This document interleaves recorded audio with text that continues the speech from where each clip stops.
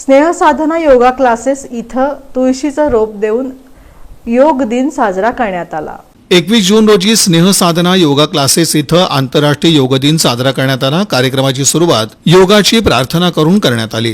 यानंतर मुलांना सारिका घाडगे यांनी योगाबद्दलची माहिती दिली आणि दैनंदिन जीवनामध्ये योगाचं किती महत्त्व आहे हे पटवून दिलं। तसंच सहभागी सर्व विद्यार्थ्यांना तुळशीचं रोप देऊन याचं महत्त्व पटवून देण्यात आलं। झाडं लावा, झाडांचं संवर्धन करा असा संदेश यावेळी देण्यात आला। हा कार्यक्रम यशस्वी करण्यासाठी योग शिक्षक रोहन घाडगे, सारिका घाडगे, सोमनाथ सर यांचं मोलाचं सहकार्य लाभलं। मी PS इंग्लिश मीडियममध्ये 12 वर्ष झाले मी योग शिक्षक म्हणून काम करत आहे।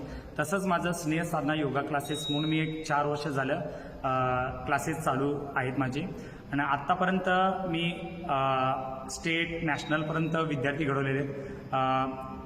5 ते 6 आजपर्यंत माझे विद्यार्थी घडलेले आहेत आणि योगामुळे माझ्यामध्ये स्वतःमध्ये बदल झालेले आहे की मला जो टॉन्सिलचा जो त्रास होता तो त्रास कमी झालेला आहे। तसंच माझ्याकडे जे विद्यार्थी येतात की त्यांचे काही ना काही मेडिकल प्रॉब्लेम असतात, ते योगा केल्यामुळे ते मेडिकल प्रॉब्लेम पण त्यांचे कमी झालेले आहेत। मी 4 वर्ष झाले योगा करत आहे रोहन घाडगे सरांकडे स्नेह साधना योगा क्लासेसमध्ये।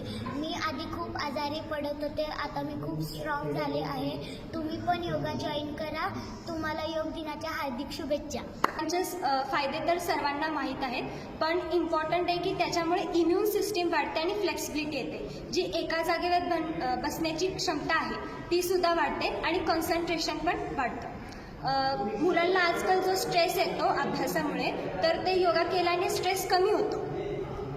आणि आता योगा फक्त प्राणायाम किंवा सिंपल आसन यापुरतं लिमिटेड नाही आहे, तर कॉम्पिटिटिव्ह योगा पण सुरू झाला आहे। नॅशनल खेलो इंडियासारखे मॅचेस होतात, एशियन गेम्स, ह्यावेळेस एशियन योगासन चॅम्पियनशिप पण झालते, इंडियामध्येच झालते आणि आपल्या जे इंडियन टीम आहे त्यांनी खूप छान परफॉर्मन्स दिलं। तर माझी अशी इच्छा आहे की सर्वांनी कॉम्पिटिटिव्ह योगा जॉईन करण्याचा प्रयत्न